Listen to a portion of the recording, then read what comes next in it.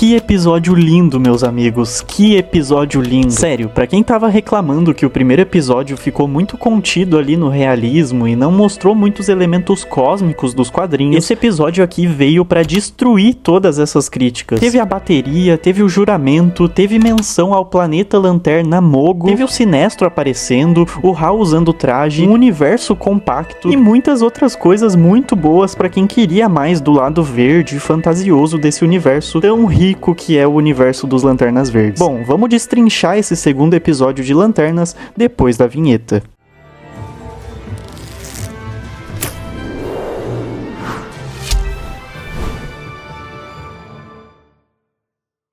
Gente, aparentemente o Damon Lindelof não tava brincando. Vão sim ter elementos dos quadrinhos nessa série, e nesse episódio eles já começaram a introduzir isso de uma forma muito natural. Bom, o episódio já começa com o Hal ensinando, entre aspas, o John Stewart a voar. E eu digo ensinando entre aspas porque ele não parece estar nada empolgado fazendo isso, e simplesmente fala voa em um tom irônico. E lembra que eu tinha dito lá no vídeo sobre o primeiro episódio, sobre o Hal não querer ser o mentor do John, porque ele não se interessa em passar o anel para outra pessoa e tem um medo muito grande de acabar sendo substituído. Isso volta com tudo nesse episódio, mas com um detalhe a mais. Aqui nesse episódio, o John Stewart demonstra estar de saco cheio do Hal Jordan, enrolando ele e guardando cada vez mais segredos. Ele percebe que mesmo sendo treinado pelo Hal, ainda tem muita coisa que ele não sabe e que o Hal Jordan simplesmente esconde dele. E isso desgasta muito o John Stewart nessa jornada. A gente vê várias vezes ao longo do episódio ele questionando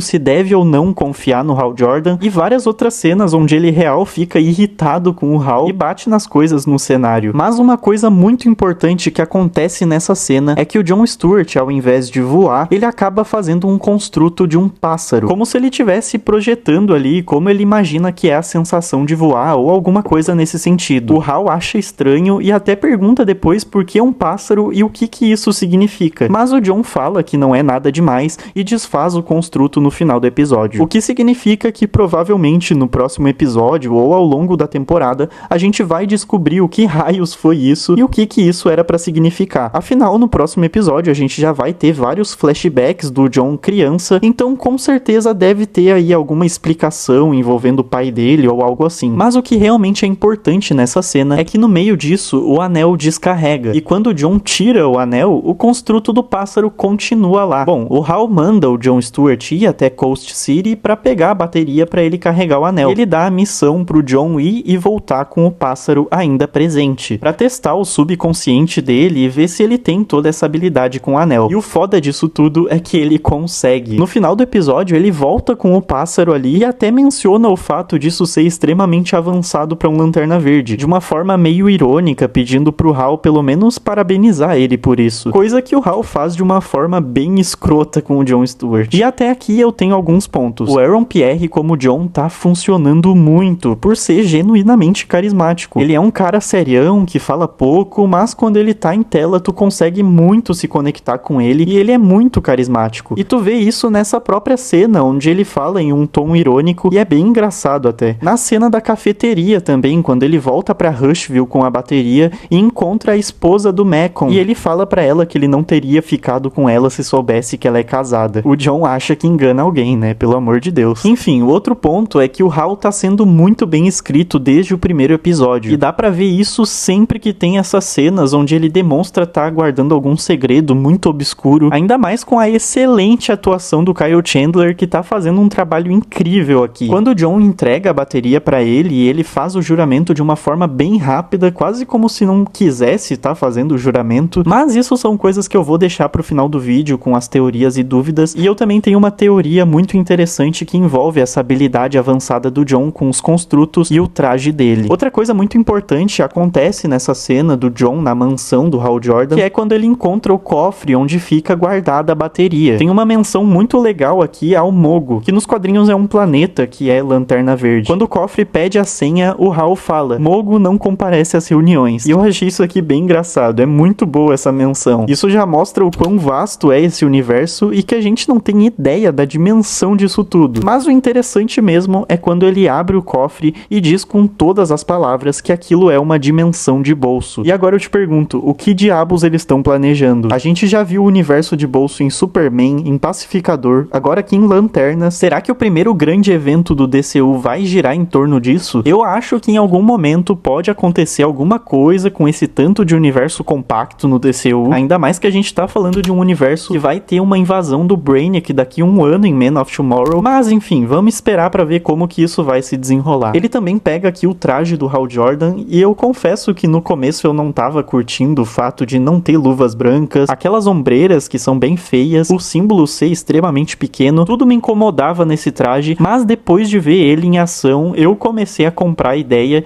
e eu tô até gostando mais dele agora. Ainda na cena da mansão, o John tem que dar comida pro Earl, que até então ele não sabia se era o cachorro ou o gato de estimação do Hal Jordan, mas ele acaba descobrindo que era uma planta carnívora, provavelmente, muito provavelmente, alienígena. E eu fui procurar pra ver se nos quadrinhos isso já aconteceu, do Hal Jordan ter uma planta carnívora de estimação, mas aparentemente isso é uma criação original da série. No máximo, o Hal teve um alienzinho chamado It nos anos 70, que tinha um formato de estrela do mar, mais ou menos parecido com um Starro. Mas fora isso, nunca teve nada parecido, e eu gosto muito de como eles estão tendo liberdade pra criar coisas novas pra lore dos Lanternas Verdes, e até pra personalidade dos personagens, como o Jon Stewart ser vegano, por exemplo. Eu acho muito bom eles terem essa liberdade criativa, e são ideias muito boas. Bom, depois disso, quando o Jon tá indo embora, ele acaba sendo sequestrado. Tem toda uma cena ali onde ele consegue fugir da van e corre pra salvar o passarinho, mas ele acaba sendo levado mesmo assim. E nessa cena a gente descobre que o personagem do ator Paul Ben-Victor é um dos alienígenas que sofreram uma espécie de holocausto pelas mãos dos caçadores cósmicos. Aqui a gente tem a primeira menção aos caçadores cósmicos, que são androides criados pelos Guardiões antes da tropa dos Lanternas Verdes, mas que acabaram sofrendo ali um erro de programação e viraram inimigos mortais dos Guardiões e dos Lanternas depois disso. Eles meio que fazem uma proposta pro Jon Stewart pra achar o caçador cósmico que tá escondido em Rushville, e usam uma espécie de arma ali pra fazer o Jon enxergar o tanto que a raça dele sofreu com os caçadores cósmicos. O Jon aceita e se livra. Agora, indo pra trama do Hal, é muito bom a gente ver ele sem o anel aqui. Eu sei que eu disse que esse episódio escala pra ficar 100% cósmico no final de uma forma natural, mas eu não falei que a trama do Hal Jordan é super urbana e ele não tem o anel porque ele tá descarregado. O ponto aqui é que eles souberam muito bem equilibrar o realismo com o fantástico. Ao mesmo tempo que a gente tá vendo o Jon Stewart colocando a mão dentro de um universo compacto pra procurar a bateria, no outro lado da história a gente acompanha o Hal Jordan sem poderes em Rushville, investigando o caso dos alienígenas mortos. Até tem uma cena muito engraçada onde ele pega os corpos dos alienígenas e coloca no carro com um cinto de segurança, e a xerife para ele na rua e fica apavorada com a cena. É realmente muito boa essa cena. A gente precisa falar mais sobre como o timing cômico dessa série tá excelente. Bom, acontece que ele pegou esses corpos pra passar por um suposto detector, que na verdade ele acaba descobrindo que é um detector de alienígenas. O Hal vai com a xerife até a fazenda do Mekon, que até então é um cara muito suspeito. Como eu já disse no vídeo do primeiro episódio, eu realmente acho que ele pode acabar sendo Mão Negra, mas enfim, ele vai até a fazenda pra ter uma conversa com o William Mekon e descobre que essas tecnologias que detectam alienígenas e tudo mais estão ligadas diretamente ao dono desse rancho, que até então é um mistério. Ninguém sabe ao certo quem pode ser o dono desse rancho e quem que financia essas paradas anti-alienígena. E eu tenho uma teoria pra isso que eu vou falar no final do vídeo. Bom, vocês sabem que o Hal Jordan fala demais, né? Então ele começa a falar e acaba levando um tiro e vai parar no hospital, que é um lugar bem estranho. Ele mesmo percebe isso. A ficha de paciente está vazia, os equipamentos e aparelhos extremamente novos, as salas vazias, como se aquele hospital nunca tivesse sido utilizado por ninguém além dele. E isso é no mínimo muito estranho. Quando o Jon volta pra Rushville, ele fala pro Hal sobre os tais caçadores cósmicos e o Hal parece ficar assustado. E ele começa a fazer perguntas pro Jon, mas ele nunca explica nada e sempre parece estar escondendo algo. Fora isso, a xerife também disse pro Hal que ele fala o nome do Sinestro enquanto dorme. E isso tudo é muito estranho e eu tô cada vez mais intrigado com o passado do Hal Jordan. Bom, finalizando o episódio, ele veste aqui pela primeira vez o traje e vai até um planeta onde fica preso o Sinestro e pergunta pra ele sobre os caçadores cósmicos. O Sinestro responde que os caçadores cósmicos são a segunda maior ameaça da vida do Hal Jordan como Lanterna Verde.